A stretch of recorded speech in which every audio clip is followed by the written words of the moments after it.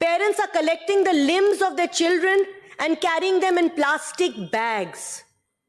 Their children whom they birthed, whom they raised with love, now in plastic bags, Mr. Chairman. Gaza's Ministry of Education has officially ended the school year because all the students have been killed by Israeli airstrikes. Let that sink in. Israel has left nothing unscorched. The air in Gaza is filled with the stench of death, of burning flesh from the white phosphorus which Israel has used to wipe out entire families. 4 generations gone. They have bombed hospitals, schools, shelters, churches, mosques, homes. They have told Gazans to evacuate and then bombed the fleeing convoys. They have cut off Gaza's communication, electricity, well-planned ethnic cleansing. This, Mr. Chairman, is genocide. And if today we do not speak against this genocide, tomorrow we will not have any right to ask anyone to speak for us. Israel would have us believe that they knew nothing of the Hamas attack, which supposedly triggered this fresh Israeli mass murder spree. They would have us believe that Mossad, the most well-funded and advanced intelligence agency that they take great pride in, was absolutely clueless. And then suddenly, the same agency became so astute that they identified just how many Hamas operatives were hiding in which hospital, carrying how many weapons, with the lack of any supposed on-ground military operation. And then they bombed. And conveniently after each bombing, Mr. Chairman, which killed scores of innocent Palestinians, the Israelis went on the very sympathetic mainstream media and waved perfectly preserved, perfectly marked evil bombing plans that the Hamas operative just happened to have in their pockets. मतलब हद हो गई. पहले आपको ये नहीं पता चला कि हमास आप पर 500 रॉकेट चला रहा है, फिर 2 दिन में आपको ये भी पता चल गया कि वो कितने हैं और कहां छुपे हैं. और इतने कोई ऑब्लाइजिंग अटैकर्स थे कि उन्होंने अपने सारे प्लान एक पर्चे पे लिखे, उस पर्चे को प्लास्टिक कोट कराया और वो अपनी जेब में रखा कि वो आपको मिले और फिर आप वो मेन स्ट्रीम मीडिया पर दिखाएं कि ये देखो प्लान थे.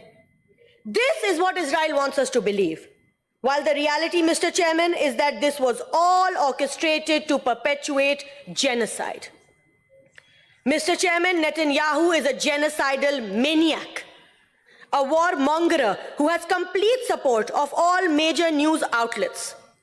CNN की सारा सिग्नर वसूख से बोलती हैं कि हमास ने इजरायली बच्चे मारे और फोटोज हैं. बाद में बोलती हैं sorry, I was misinformed. Israeli hostage release होकर बोलती है we were taken care of, but Israel abandoned us. Headline क्या चलती है? I was scared for my life. The media has left no stone unturned in its support for this genocide. It is actively engaged in perception management against the Palestinians and in favor of Israel's genocidal assault.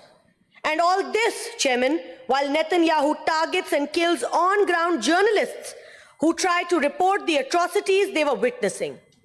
Media, in its fervor to support genocide, has abandoned its own fraternity.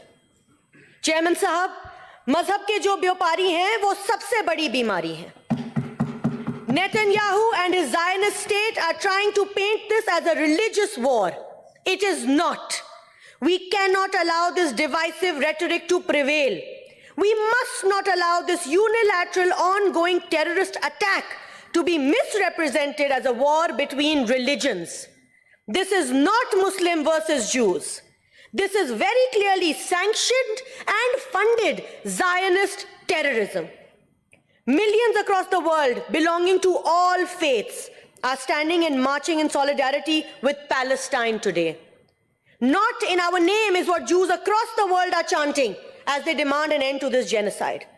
Descendants of Holocaust survivors are taking out advertisements in leading newspapers, detailing the atrocities and demanding a ceasefire.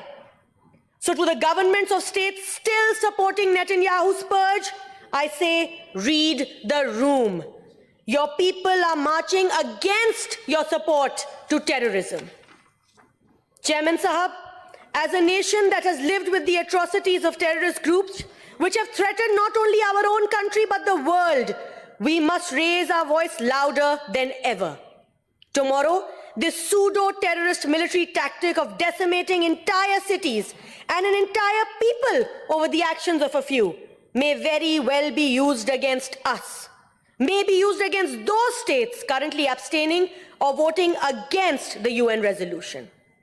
Chairman Sahab, we must recognize what is happening in Palestine as a blueprint for how any and all dissent can be annihilated in future without repercussions, without condemnations.